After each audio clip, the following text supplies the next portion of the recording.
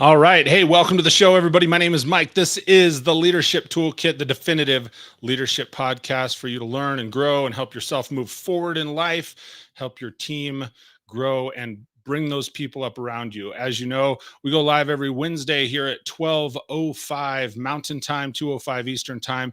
And I have a great conversation with awesome leaders from many different verticals of business so that they can bring their experience, their expertise, their successes, and yes, you can learn from their failures. We bring all those things to you.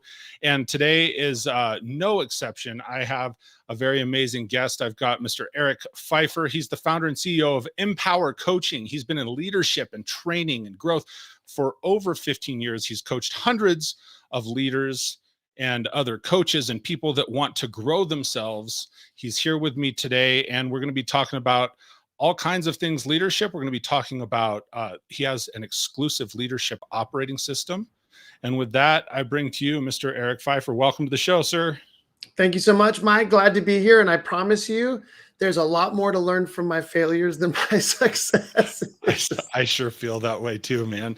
So if you would do me a favor and just maybe share with our audience, share with the folks today, a little bit of your background, you know, the 3-minute elevator pitch, who you are, what you do, what's your experience in business. And I mean, you have such an extensive background in leadership and management coaching. I'm really excited to get into our conversation. Sure. I started like many people in my early 20s into the workforce and very quickly took an interest in leadership responsibilities. And then very quickly also discovered that my charismatic personality and my ability to woo people wasn't enough to be a good leader. And I started running up against a lot of challenges in terms of my communication style, my not understanding the people around me, leaning toward my own preferences over and against what was helpful for other people, operating out of my own kind of selfish tendencies. And that opened up this opportunity for me to go on a journey of trying to figure out, what does it mean for me to be a good leader? What is a good leader? So I devoured book after book after book. And this is, I'm dating myself, but before the advent of, YouTube and all this social media now channels that we can learn so much stuff. But I digested everything I could on leadership and still felt incredibly frustrated because I didn't know how to bridge the gap between a lot of what I was reading from the world of academia, these incredible theories, principles, into the practice of my everyday life. And I came across a mentor, an older gentleman who was about 25 years ahead of me and who, for me, had in some significant way cracked the code on bridging that gap between theory and practice when it comes to leadership. And that was the beginning of my introduction to what I today call a leadership operating system. I spent well over a decade apprenticing under this individual. It just happened that he was himself building a coaching business. And so I joined his business really to learn from him how to be a better leader myself. And then over time realized, that's what this whole prospect of coaching is. It's actually learning something that we then can share with other people. And so that became this parallel journey of me continually wrestling through my own different personal challenges and different areas of my life and being on my own developmental trajectory, and then being able to turn around and partner with other leaders who are on some kind of similar journey. All that to say, I spent, 15 years building a coaching business with this gentleman, fell in love with the work of coaching. And then through that process, discovered the particular niche or nuance of coaching that I'm most interested in, and eventually started a coaching business and have taken the best of what I've learned from all my mentors and people that are so much smarter than me, and have really committed myself to this particular mission. How do I put the simple, practical principles and handles for leading well in any context into the hands of as many people, and to bridge the gap between theory and practice? So that's what our coaching business is about. We've enjoyed working with now thousands of leaders across the country, across all the different verticals. We tell people, if there are people in your business, that's where we want to play, because we believe that people are the engine of any business, not the product, not the service, but it's the people making that business happen. If the individuals within that business, if the teams, the divisions within that organization are operating well, and that engine is optimized, then the business is going to be productive, profitable, and people are going to enjoy being a part of what they're doing. To the degree that that engine is not operating well, then we see the adverse effects of dysfunction, toxicity, high turnover rates, massive breakdowns in communication. And when the engine suffers, of course, the mission of that organization suffers. So that's Empower Coaching in a nutshell. I hope that's helpful. Oh man, I love it. I absolutely love it. Just the whole layout. One of the things that I love what you're saying is like that people are the engine. I think you're so right. And I think that it's valuable for, anybody. So often, we're looking to get into that leadership or management role, that entrepreneurial role. And we go, well, I just want to, if I can just do this, I can get going. Right. And we think there's so much that weighs on us as individuals. Right. And then all of a sudden you realize it really branches out to, really you need all of these other people and all of these other experts and all of these other pieces that are around you. And so I love that statement. I took a few notes. I always do take a few notes as far as, what you're sharing when you were talking about, okay, well, hey, what is a good leader? And then you talk a lot about coaching and Empower Coaching. What are some of maybe 2 or 3 similarities between good leaders and good coaches? And what are maybe some of the differences? Because I think a lot of times, just like leadership and management can get blurred, I think oftentimes leadership and coaching can get blurred. I've been in that arena. So I'm curious what your thoughts are on that. 2 or 3, coaching versus leadership similarities versus differences. Yeah, well, the way I'll start is by saying that I think the best leaders are coaching leaders. They are people who have developed a skill set that allows them first and foremost to coach themselves. Right. So practicing self-awareness and self-leadership, which is the beginning of everything we do in our organization, is paramount to everything else, because we can only give away to other people, or we can only lead others to the degree that we can lead ourselves. And Absolutely. so that's the first order of business, the first similarity. The second similarity is that they recognize, good leaders, good coaches, or I should say elite leaders and coaches recognize that their mission is to empower the people around them. If everybody else is winning, you will win as a leader. But too often, because of our own pressures, stresses, our own desire to make somebody else happy, we become consumed with our own success at the expense sometimes of the success of the people around us. And then I would say the third thing is, I think very often people are operating with a kind of a limited perspective in terms of the time horizon. We're trying to get a victory today or this week or this month, and we're missing out on the investments we should be making today that are going to give us bigger victories 6 months, a year, 10 years down the road. And so those are similarities, I think, between elite leaders and coaches. And then the difference is, really, you could just, the flip side of all 3 of those would suggest those. That would absolutely make sense.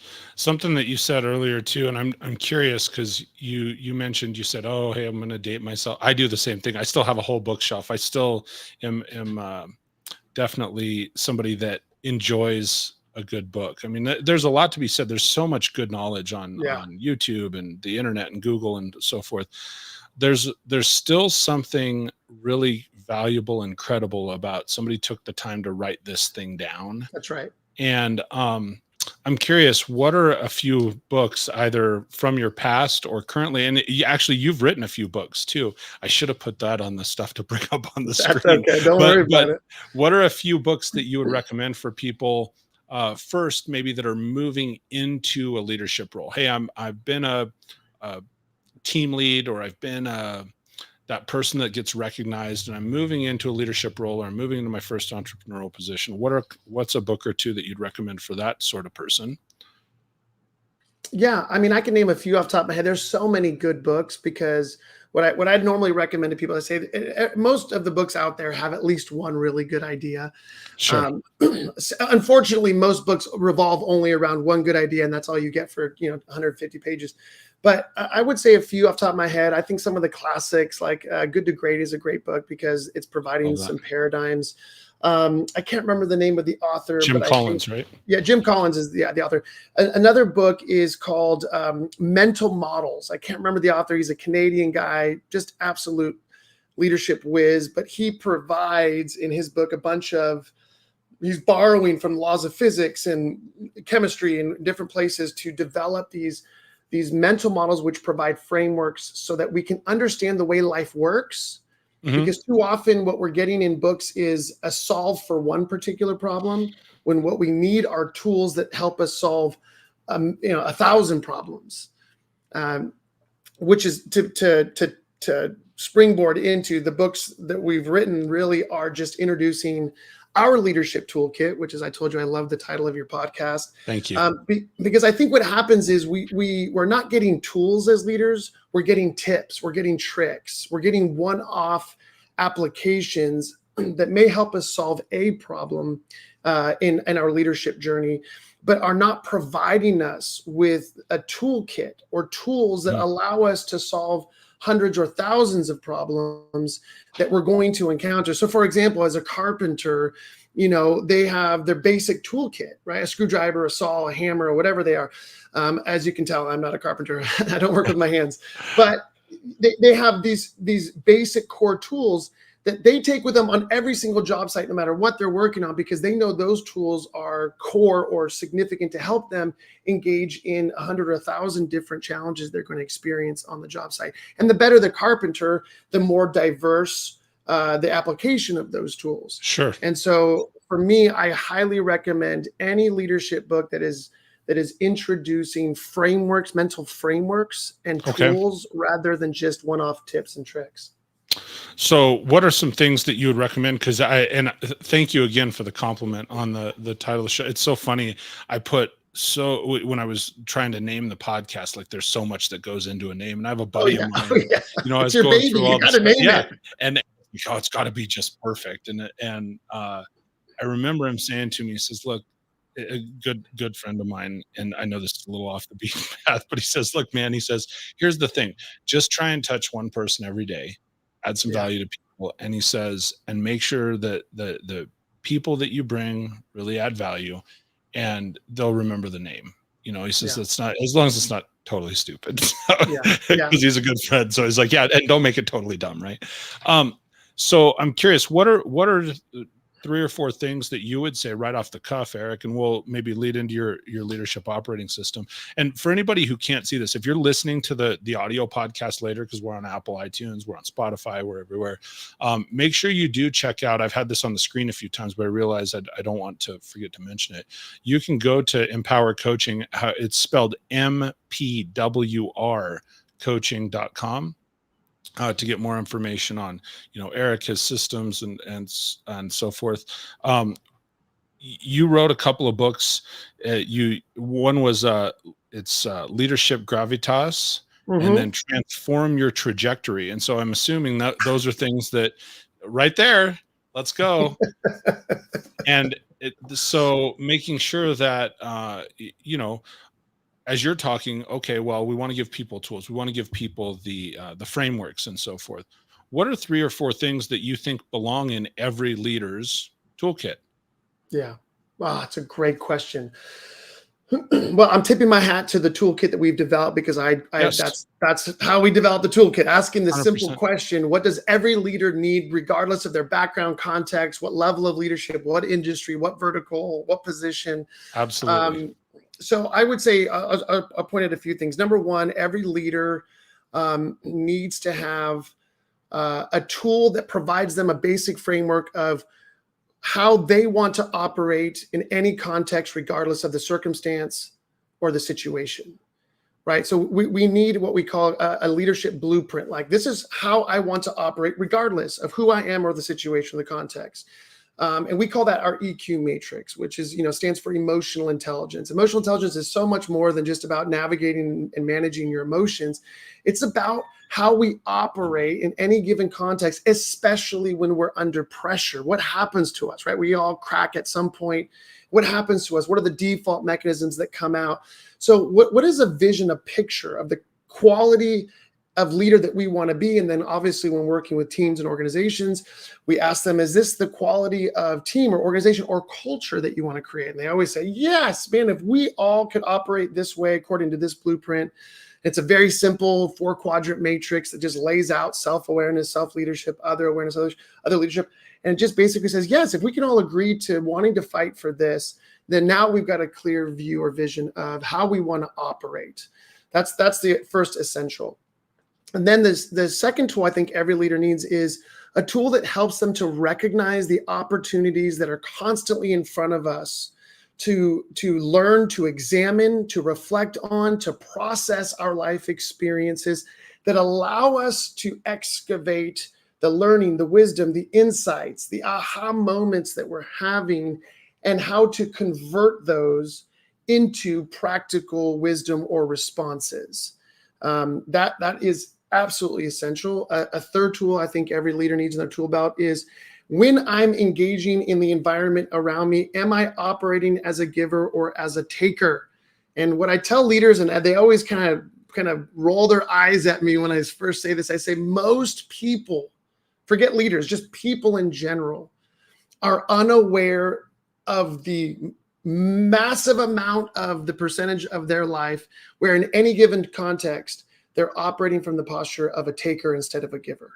Now, it's okay to take at times. There are appropriate contexts in which we should take. You go see your counselor, you want to go visit with your coach, your mentor, your guide, sitting down with your spouse, a trusted friend. There are moments where it's appropriate to take, to receive from other people what they're providing for us. But we don't realize how often in any environment we are reaching out and trying to take security, identity, a sense of significance, purpose from the environment, from the people. And that can look like anything from showboating in a conversation, one-upping another person, overpowering a debate or a discussion within a team environment. It's these moments where we're trying to take from the environment something that we should actually learn how to develop for ourselves. And that sets us free to be givers, to actually have a mindset in any context where we're asking the question, how do I serve this environment and the individual? That how do I contribute? Because those are the people that add value to any environment, regardless of the context they're in. And those are the people that other people trust and want in the room. So if any leader out there is wondering, man, I want to be somebody who others take seriously, I want to be the kind of person that people want in the room, then we've got to learn how to operate appropriately within this give and take perspective. Then the fourth tool I would say that every leader needs is, what does it look like for us to develop or multiply leadership? That is a really important question. How do we take all that we've learned over our lifetime and how do we actually impart that to the people around us so that we can multiply the benefits that we've experienced? And too often what happens is we outsource leadership. Why didn't you get that in school? You need to go to this conference. And that's not always wrong, but we as leaders need to develop some simple practical mechanisms for how we can reproduce the best aspects of who we are, what we've learned over the years, what I call our unconscious competence, so that other people can benefit and excel because of it. So those are the four, I would say. Man, I absolutely love that. It's I love that. I want to recap this, and I do this often because I sit here and I take notes, and I want to recap sort of in my own words because I think it's really, really strong. And you correct me if I missed any of this, just because as I'm re-mentioning this to the audience. So the question was, I said, okay, well, what should every leader have in their toolkit? And man, I appreciate how thoughtful you were with all of those answers, Eric. And I imagine that leads into, and I'm going to ask you directly about the leadership operating system in a moment. But you gave me four really good things. You said, one, you got to have a basic framework and a blueprint of what it looks like. Like, what does this look like? Some might say vision, right? You have to have that. You have to see it. It has to be burned in your head. Two, you said you got to recognize the opportunities and how you move to duplicate learning and wisdom and be able to give that to others. 3, I love the question. Am I a giver or a taker? And I do think it's so often we are just we're just going through the motions. Like we don't really take the time to be deliberate in asking those things. And then the 4th one that you mentioned, you said, what does it take to multiply leadership? I love that also. That's a John Maxwell philosophy. I have to imagine you're a fan of John Maxwell as well. He says it's one thing to add one other leader. Yeah. But how can I add and contribute? And I think it's important for leaders to ask themselves that question. What does it take for me not just to add to one person, but to add to 3 others that then they can go and carry that message and develop other leaders? So I really, really like all that you had to share there. Did I miss anything? You didn't, but I'll tell you what, Mike, Yeah. one of the reasons I love being on podcasts is because people like you ask me questions. That was not a stock answer or response that I share with you, but the question forced me to reframe some of our core toolkit in a way that to respond to your question that actually gave me better insight on what we do and how we do it. So, I love it, man. So thank you. No, you're welcome. Absolutely. So let me ask you, and let's outline it a little bit. We're partway through here. You said you develop leadership operating systems. What is the leadership operating system? How many steps is the framework? Is it I imagine it's pretty extensive. We're not going to get into it in another half hour on a podcast, but can you give me the 20,000 foot view and lay that out for me? I can, and it's actually far simpler than people could imagine, because obviously an operating system sounds very, nebulous. And here's the reason why. So I became infatuated years ago with the success of Apple, the company, and Steve Jobs, and was reading, biographies and all these different books that were trying to assess the power of the Apple products. Well, it's very similar to the power of the Microsoft products. Essentially, what happened was these 2 gentlemen created what most people never pay much attention, especially not as normal, computer engineering types. We really don't understand that what makes these phones so powerful for us are all of these incredible apps. Like on the Apple App Store, there's like millions of apps that different developers have created. And what's interesting, each of those apps represents a particular solution to a particular problem. Okay. Yeah, absolutely. Which, by the way, is my estimation of most of the leadership literature that's out there. It's a solution to a particular problem. Nothing wrong with that. I have loads of apps on my phone because I want to solve a lot of different practical problems in my life.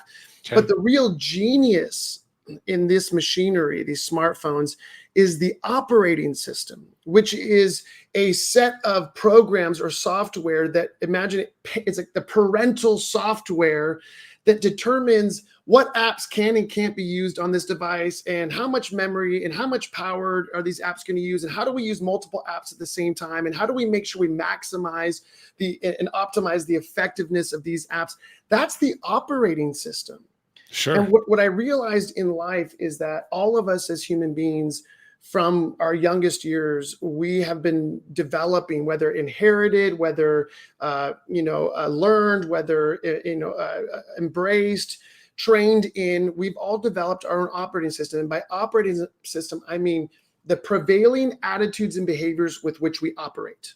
So make it very practical, like how we operate. And the way I define the net effect of our operating system is that's what creates culture.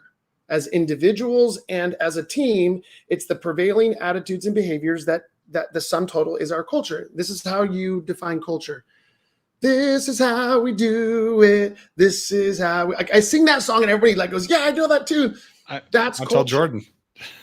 You got it. That's culture. Culture is just the sum total of the prevailing attitudes and behaviors with which we operate.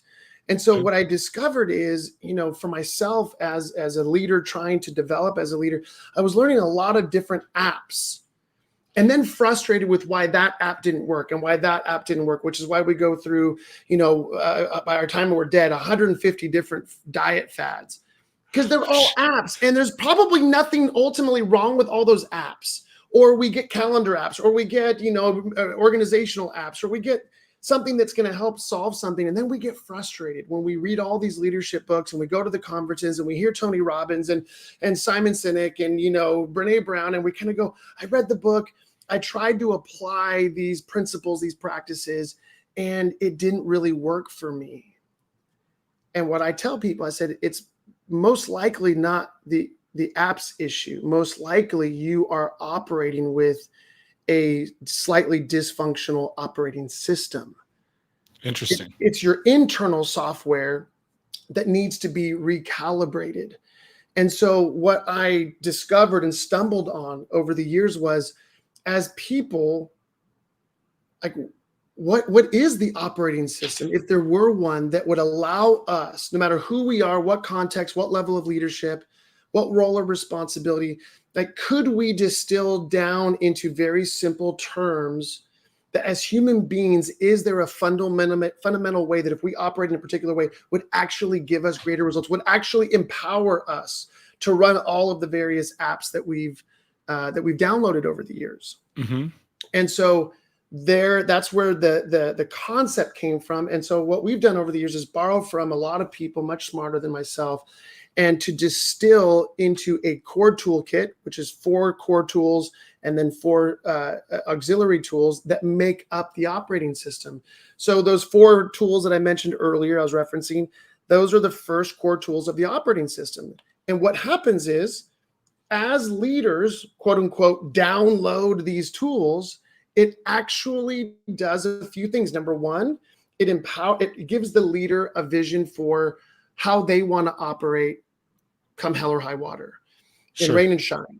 Number 2, each tool acts like a diagnostic. It empowers the leader to practice the skills of self-awareness. How am I operating that's effective and helpful to my environment? Where am I an asset? And where am I not? And then the third effect of these tools is that they all act like transformative lenses. In other words, I wear glasses not to change the way that the world around me actually is, but so I can see the world more clearly. And so all of these tools act like these transformative or clarifying lenses to help me understand the environment, so that when we work with leaders and we train them in these tools, you know what they always come back and say? They come back and they say, Eric, this operating system feels like an unfair advantage. It feels like I'm Neo in the movie The Matrix, and now I'm starting to see the Matrix. So I understand how everything's working behind the scenes. I understand why these people are squabbling, why this decision's so difficult, why this client is frustrated with us, why this opportunity didn't pan out, because now I see the Matrix. I see the sources of influence that are constantly operating in people's lives, but that most people are completely unaware of, and therefore they're at a disadvantage, just like Neo was in that entire first movie in the Matrix series, until he sees the Matrix. The operating system allows people to see the matrix of what's happening around them for themselves and for the other people in the environment, so that they have a competitive advantage in how they're able to respond. Very cool. I have now, I don't know which questions to ask next, because well, I mean, no, here's what happens, because I sit here and like when we were talking, we talked briefly yesterday. I said, okay, well, we always keep it really organic, and I again really want to provide value. I think one of the things that I want to ask, because as we get into a show like this, and sometimes I get ahead of myself and I'm like, oh man, I should have asked this a little bit ago, because we all talk about leaders and leadership. And one of the things you brought up earlier, you said, hey, I had a mentor that helped me move from theory into practice when it came to leadership and coaching, I think was your terms. Fast forward, here we are half hour into the show, or 20 minutes past that statement. But I want to ask this, and then I'm going to come back to the leadership operating system piece. Sure.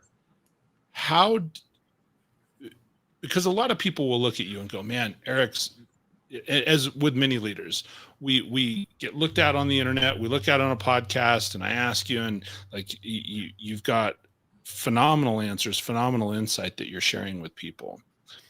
And obviously you and I both know, like, we didn't start there. No. How do you know when, like, is there a switch that when you realized, oh, hey, I moved from theory to now this is the actual real deal? What was the linchpin or that moving point when you said, okay, well, now I'm a leader or now I'm a coach?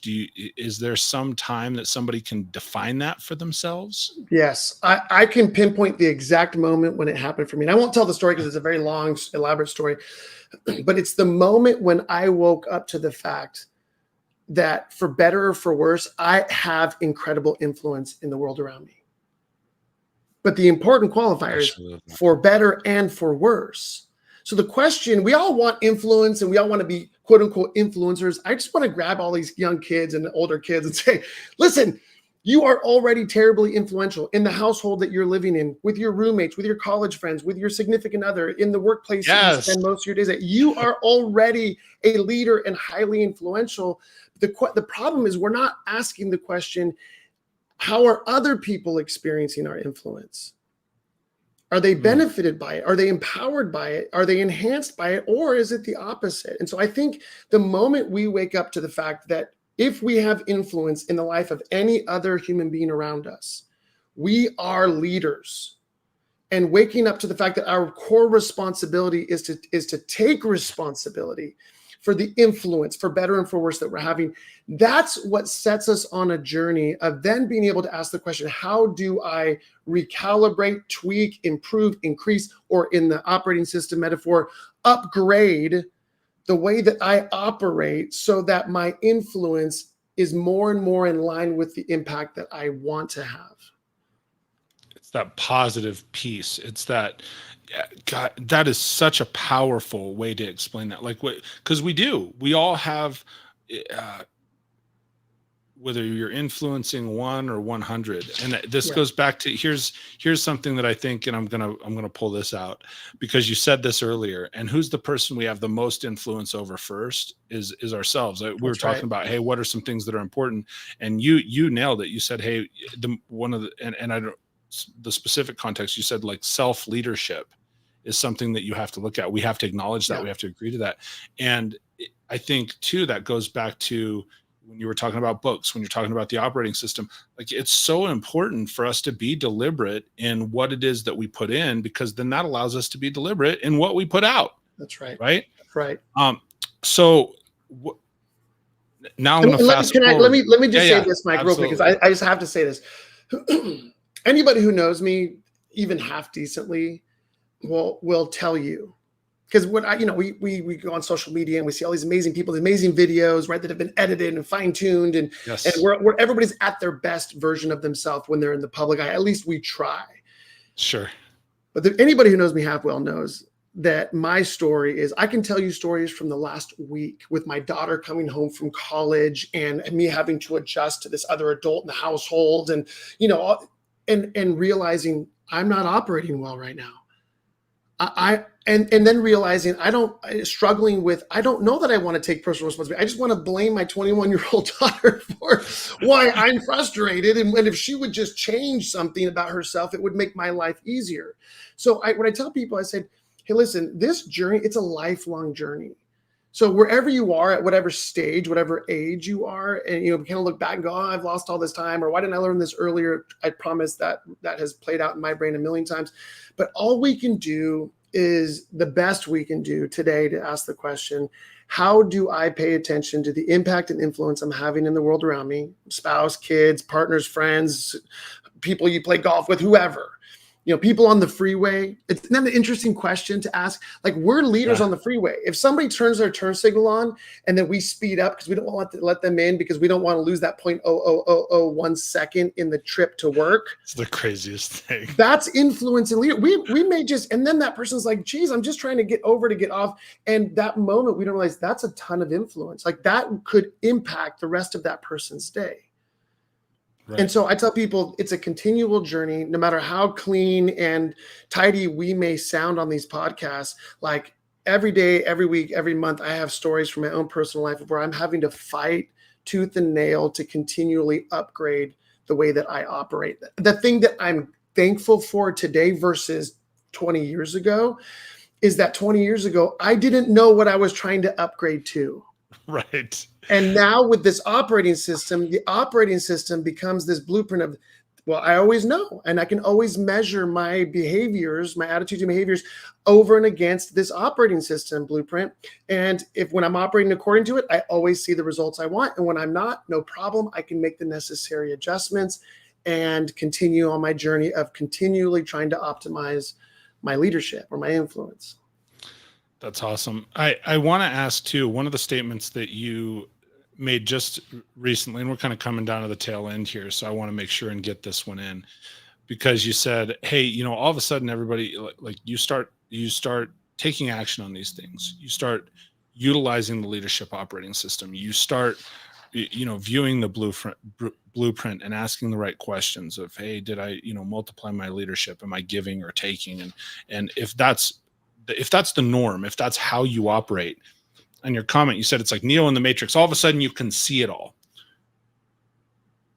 How do you advise somebody when they can see, hey, this is the problem? And as leaders, like by default, we often want to provide the solution. How do you advise somebody?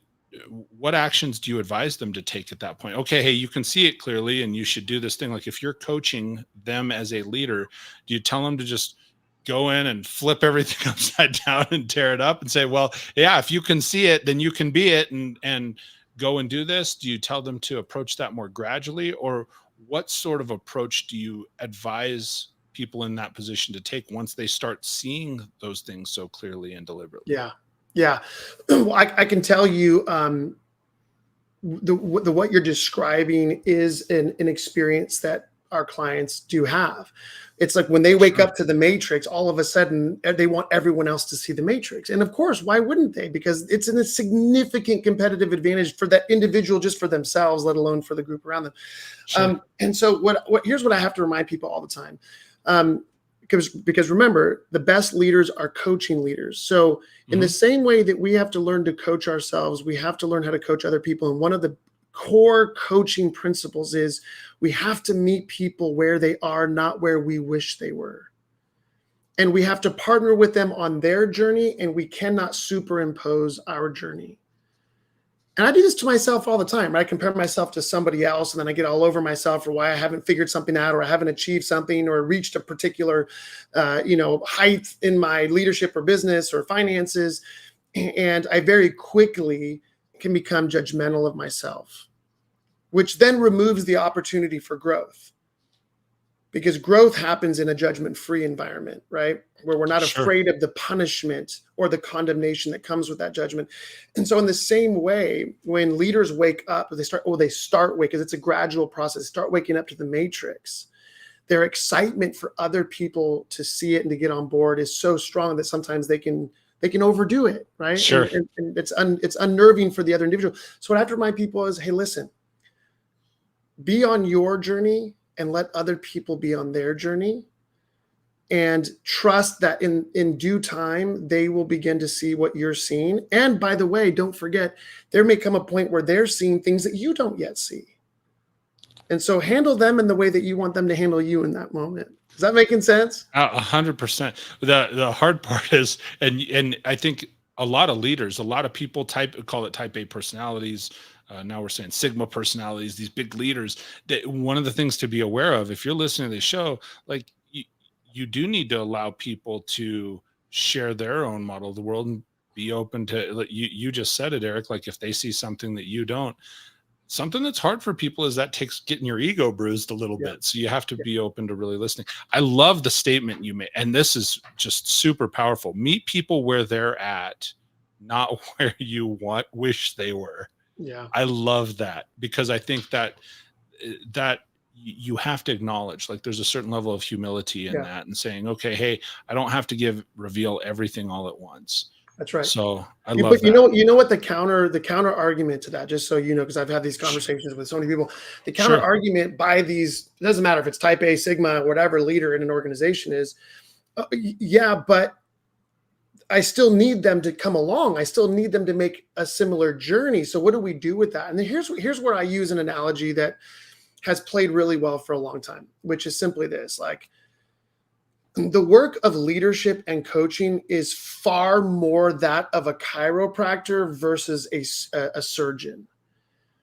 right? Okay. So when you think of like an orthopedic surgeon, like they're going to go in and maybe they're going to do a shoulder replacement or a knee replacement. Well, if you've ever seen this on video, I don't recommend it unless you It's invasive, have man. a strong stomach. It is brutal, man. It is like intense. They're pulling things apart. They're shoving things in. It's very traumatic experience to the body. The best chiropractors understand that to bring our bodies back into alignment with themselves, they cannot afford to cause unnecessary trauma to that individual's body. And so what they do, the best ones understand the benefit of slow, continual, repeated adjustments in a particular direction that over the long run leads to significant transformation. And so what we work a lot with leaders on is understanding that simple principle and perspective. So we say, hey, listen, of course, the moment you see the change that needs to happen, the temptation is to go in and try and make it happen and force and cause trauma, rather than developing this skill set, which is what we do as a coaching business. We come in and we say, we're going to demonstrate what it's like to operate more like the chiropractor than the orthopedic surgeon.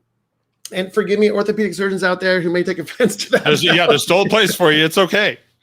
But I love it. But we demonstrate for them how to operate in a way, and the tools, the toolkit, the operating system, the methodology we use is literally requires a commitment by a leader, a team, an organization to engage in a lengthier process of transformation, but one that is far less traumatic, far more sustainable, and actually leads to much more desirable results than the old, just like a bull in a china shop, just try to force everybody's hand.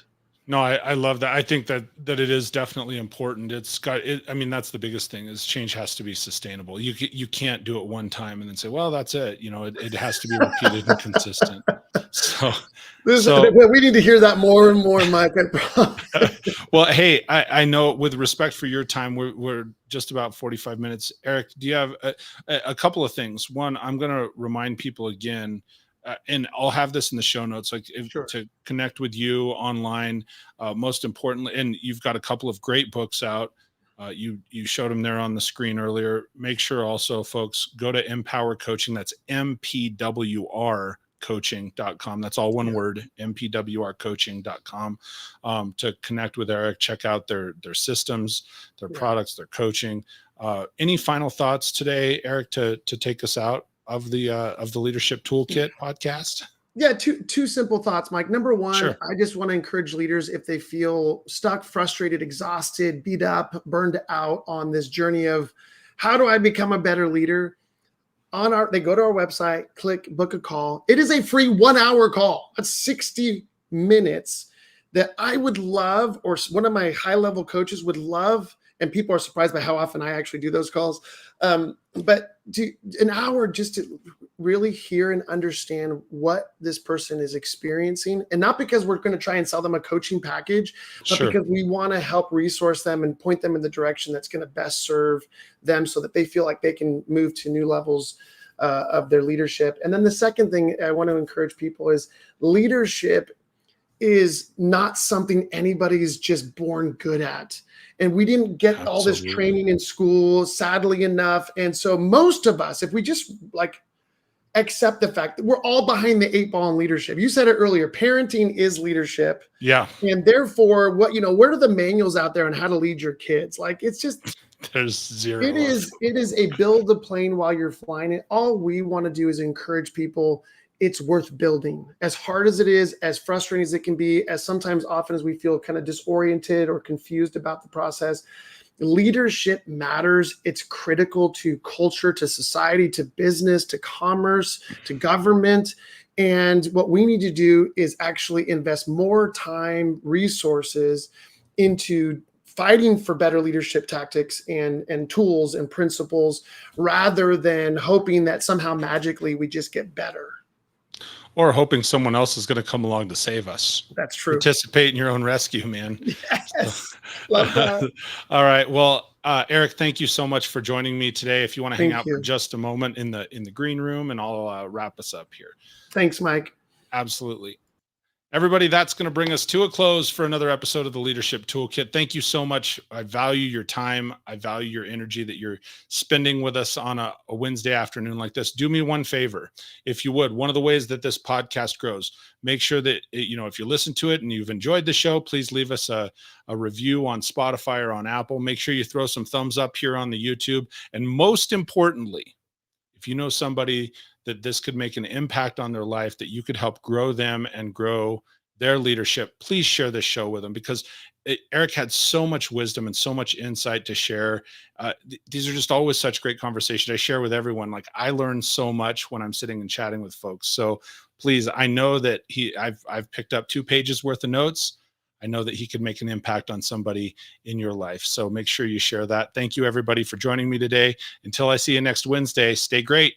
Talk soon, everyone.